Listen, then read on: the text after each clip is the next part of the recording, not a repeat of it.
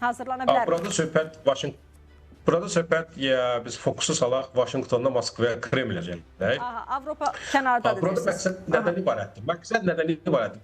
Trump niyə bu planı hazırlayıb? Trump bu planı ona görə hazırlayıb ki, Putin bunu qəbul eləsin. Burada əsas məsələ, əsas məqsəd Rusiyanın bu planı qəbul edib atəşkəsə getməsi və Çinlə Rusiya strateji yaxınlaşmasının zəifləməsidir. ABŞ-ın stratejisi açıq şəkildə ortadadır. Yəni bu şərtlər ona görə müəyyən olur ki, Putin bunu qəbul eləsin.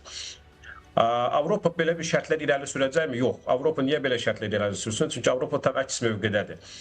Bu baxımdan Vaşinqtonun bu planı qəbul edib etməməsi bir başqa məsələdir. Məsələ burada Avropanın strateji seçimindən asılıdır. Yəni yenidən Avropa tarixi seçim qarşısındadır. O ya bütün gücünü qoyub yaxın müddətdə 2-3 il üçün Ukraynanı müdafiə etmək qətiyyəti nümayiş etdirməlidir. Ya da vaxt uzatmağın da mənası yoxdur və vaxt uzatmaq da Ukraynanın əleyhinə işləyir burada. Yəni əgər belə dəstək indiki kimi qalacaqsa, aktiv fazaya keçməyəcəksə, burada Ukraynanın o qədər də şansları azalmır. Ukrayna gələcəkdə daha ağır şərtlərlə üzləşir. Zaur bəy, hazırlıq... Burada tarixi məsuliyyət... Tarixi məsuliyyət Avropa liderlərinin üzərinə düşür.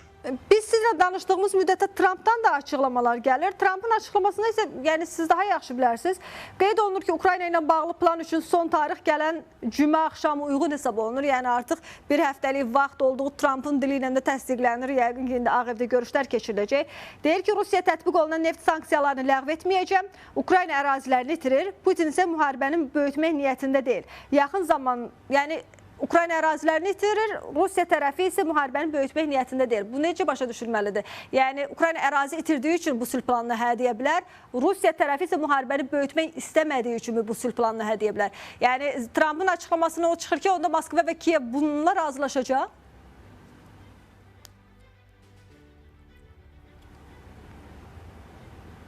Zaur bəy, mən eşidir. Burada Trump hər halda bu cür... Mən indi eşitdim. İndi siz məni eşitirsiniz.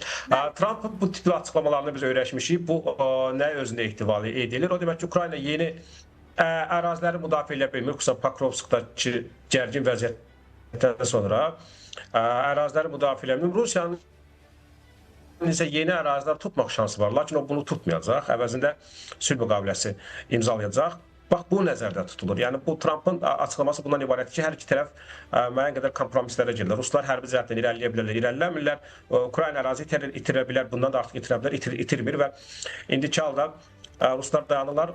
Ukrayna isə Rusların bu dayanması müqabilində atəşkəsə razılıq verir və bu şərtləri qəbul edir.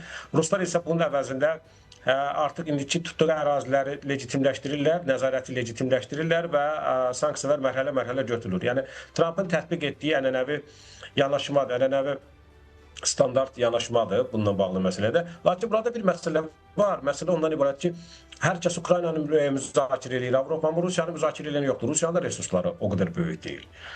Bütün optimist proqnozlar deyir ki, Ruslar indiki tempinə yaxın 2 il üçün mübarizə apara bilərlər. Mən ona görə qeyd elədim ki, İndi Avropa İttifaqı üçün tarixi bir seçimdir. Onlar ya doğrudan uzun müddətli strategiya qəbul edib bu müharibəni davam etdirməyə Ukraynaya kömək eləməlidirlər. İndiki kimi yox.